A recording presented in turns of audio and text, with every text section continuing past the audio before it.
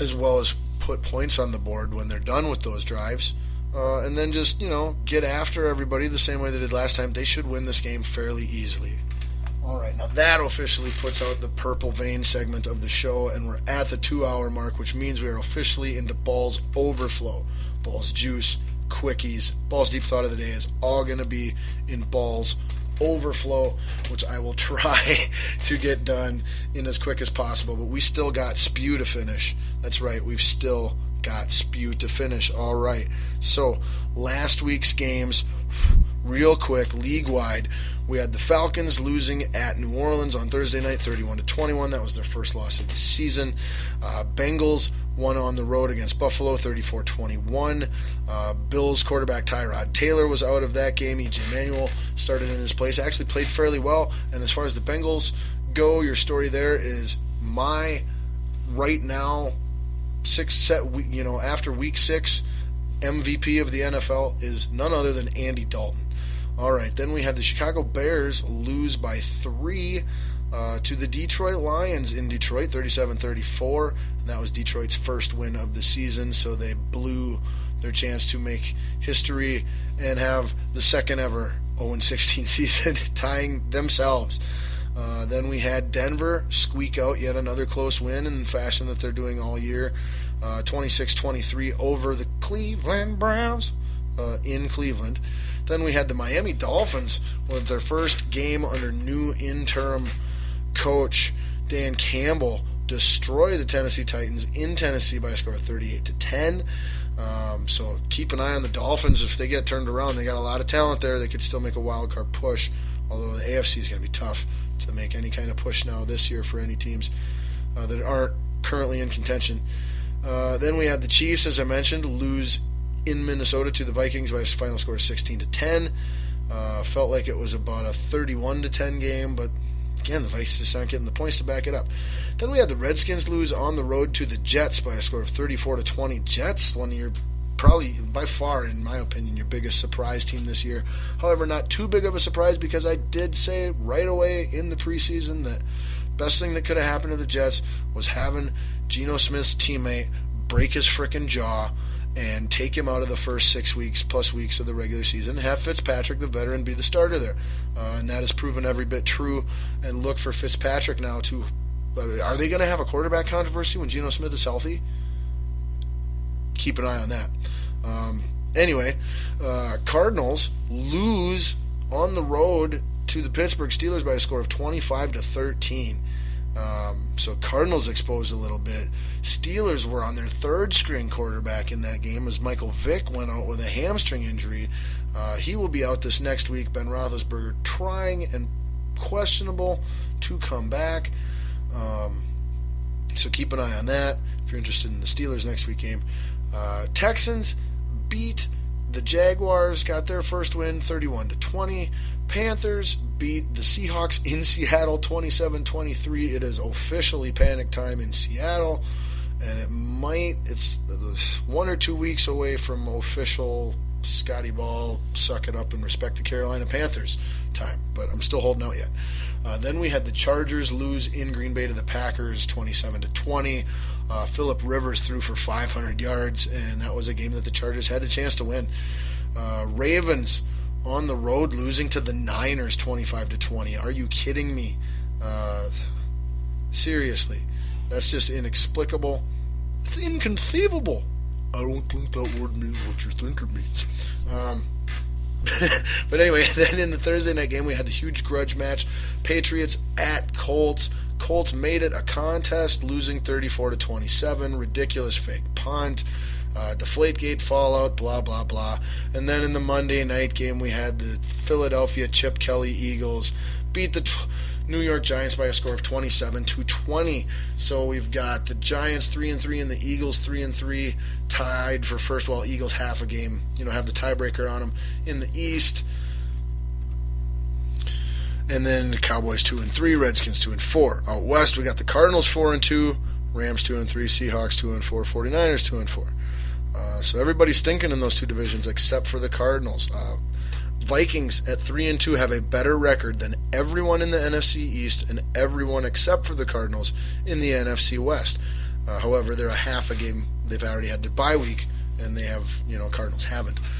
So all this talk that the Vikes need to win all these games in a row and da-da-da, like, no, seriously, look at the schedule. The only two tough games are both in the Packers games, and we're currently in the 6th freaking wild card spot, and everybody beneath us has a sub-500 record. So settle down. We're actually sitting pretty good. But that brings us to the North. Like I said, Vikings are 3-2, Bears 2-4, Lions 1-5, Packers 6-0. The NFC South, Carolina Panthers 5-0, Falcons 5-1, and then the Bucks and Saints 2-3 and 2-4 respectively. AFC South, first place Colts at 3-3. That's pathetic. Texans actually got their second win last week. They're now 2-4. Titans at 1-4. Jaguars at 1-5. Out west, we got the Chiefs at 1-5, Chargers 2-4, Raiders 2-3, Broncos 6-0. AFC North, Bengals 6-0, followed by the Steelers at 4-2, and then the Browns 2-4, Ravens 1-5, and finally in the East, we got the Dolphins 2-3, Bills 3-3, Jets 4-1, Pats 5-1. So that brings us to now our picks for this week's upcoming games. All right, in our first game of the week, our Thursday nighter, we've got the slumping, super schneiding Seattle Seahawks on the road against division rival San Francisco 49ers, who are terrible. Niners are a 5.5 point underdog at home, playing a team that's struggling. Even though they stink, I'm taking the Niners to cover that spread for sure.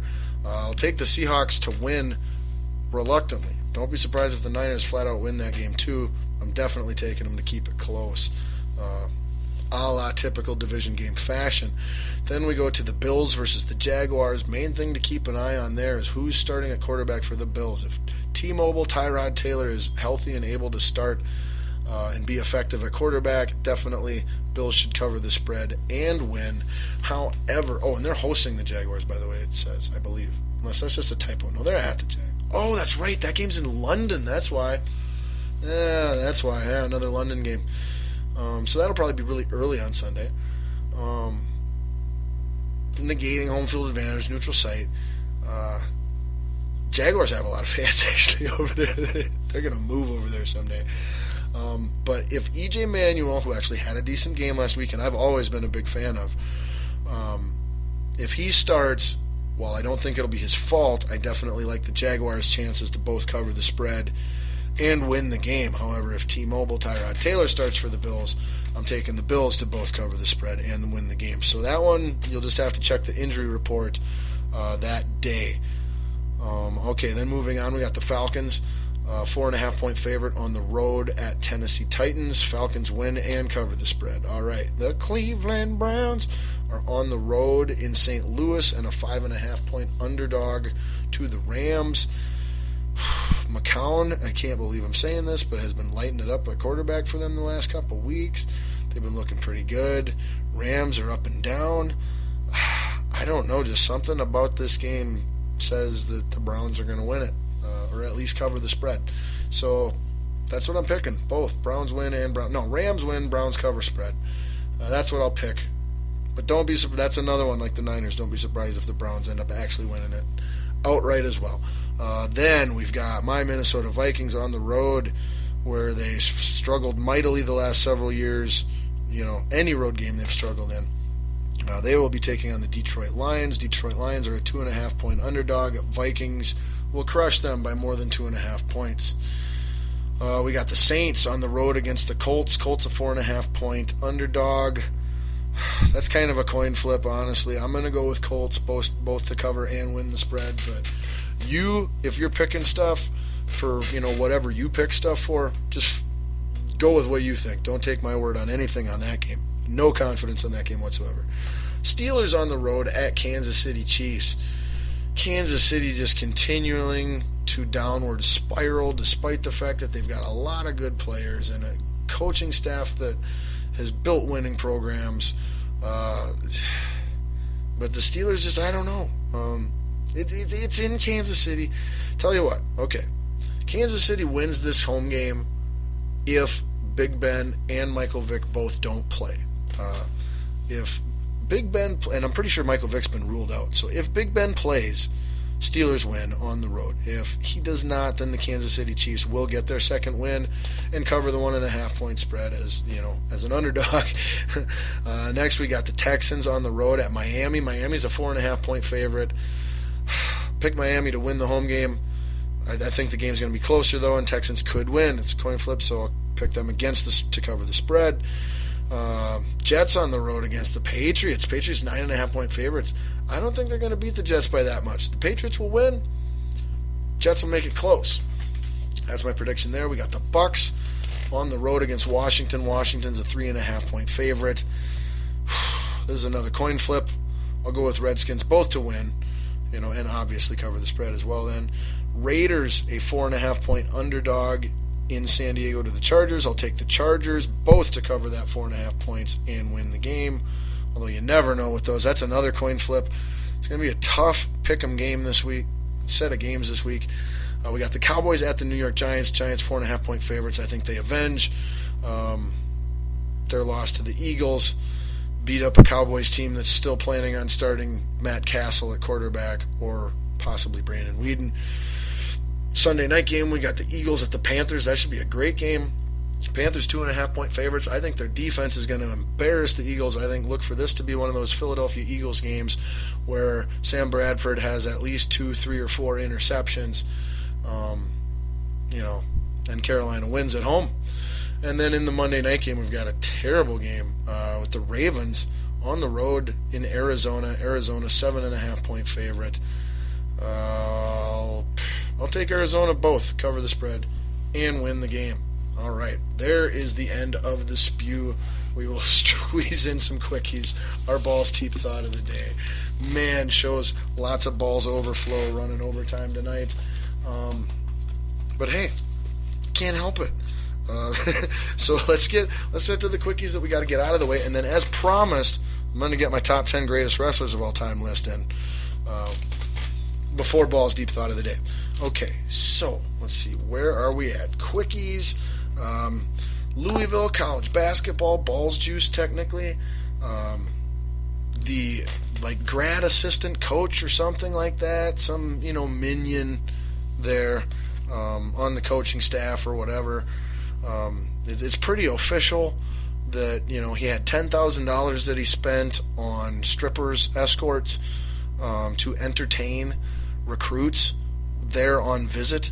One of the women whose services were purchased has come out and told her story now publicly. Head coach Rick Pitino still continues to deny any knowledge that any of this was ever going on, let alone any involvement or role in it. To me, I agree with Common Man, and that's always hard for me to say, but I agree with Common Man that what you need to do is you need to follow the money, because the money being spent on this stuff came from somewhere. It didn't come from the assistant grad coach or whatever, who's the main guy in trouble for this at the moment.